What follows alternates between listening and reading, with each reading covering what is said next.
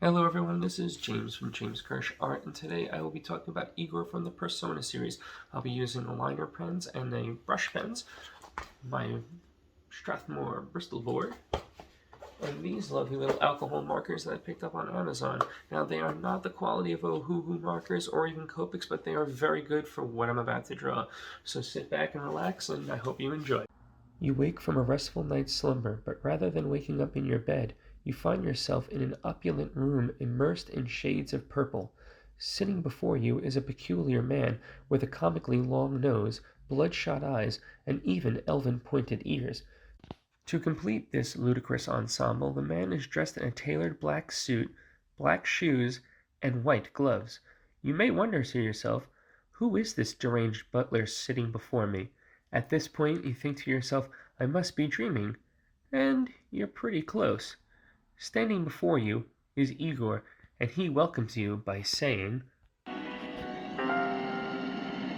Welcome to the Velvet Room. Igor is the one consistent in all the mainline games, and though absent in the spin-offs such as Persona Q and Persona 5 Strikers, there is a theory that this is due to the longtime Japanese voice actor Isamu Tonanaka dying just before Persona 4 Golden was released, but nothing has been officially released by Atlus yet. So, who is Igor exactly? It's a very intriguing question in itself. Igor is the proprietor of the Velvet Room, and the Velvet Room is, well, I'll just let Igor tell you. This place exists between dream and reality, mind and matter. It is a room that only those who are bound by a contract may enter. It may be that such a fate awaits you in the near future. Confused, or perhaps a bit dumbfounded? I've only scratched the surface of this mysterious character. Igor is a doll created by Philemon. And who exactly is Philemon? He is the manifestation of the collective unconscious. Philemon takes the form of a man in a well-dressed white suit, wearing a mask that covers half of his face, representing Carl Jung's philosophy of the duality of man. The psychological teachings of Carl Jung are incredibly prevalent in the Persona franchise, and I could spend hours talking about it.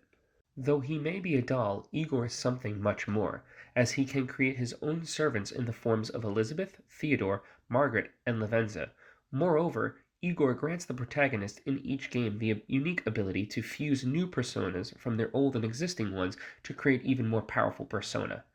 Igor is a neutral entity. His intentions are always good, as he acts upon the will of Philemon, but he will never directly tell the player what to do. He will only intimate of things that will potentially lead to the bad ending, which usually leaves the world in an unfulfilled and incomplete state with no actual resolution to the story. Because he is a doll, he often reflects on the concepts of humanity. Talking to the protagonist, Igor will often withhold information and speak cryptically. He alludes to the potential outcomes and gives subtle foreshadowing so that the protagonist can grow through emotional struggles that they endure, becoming a more actualized version of themselves. Pretty deep stuff, right? Like I said, I could talk a whole video on Jungian psychology at play. This will generally happen towards the mid/late parts of the game, and it generally depends upon whom you decide to spend time with when you aren't dungeon crawling with your buddies or trying to complete the many side quests. However, when this time happens, the protagonist awakens the ability to create even more powerful persona. For Igor to have such cognitive foresight would suggest that Igor has the omniscience or near omniscience, though he even admits throughout the series to not being able to see all possible outcomes. A being that intelligent and that self-aware makes me wonder if he is merely more than just a doll. A doll? A virtualistic figure to help the protagonist along his journey? Or a humble servant of the collective unconscious? Igor is all of that and more, for this is the Velvet Room, and you are his guest. But now it is time to leave, with a little story of a doll that can help weave the fates of humans.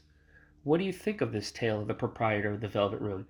Do you like the way the artwork came out? Let me know what you think in the comments below, and also like and subscribe. It costs nothing, it helps me out a great deal. And lets YouTube know that you've liked it as well. Also, as always, thanks for watching, and I'll see you all in the next video.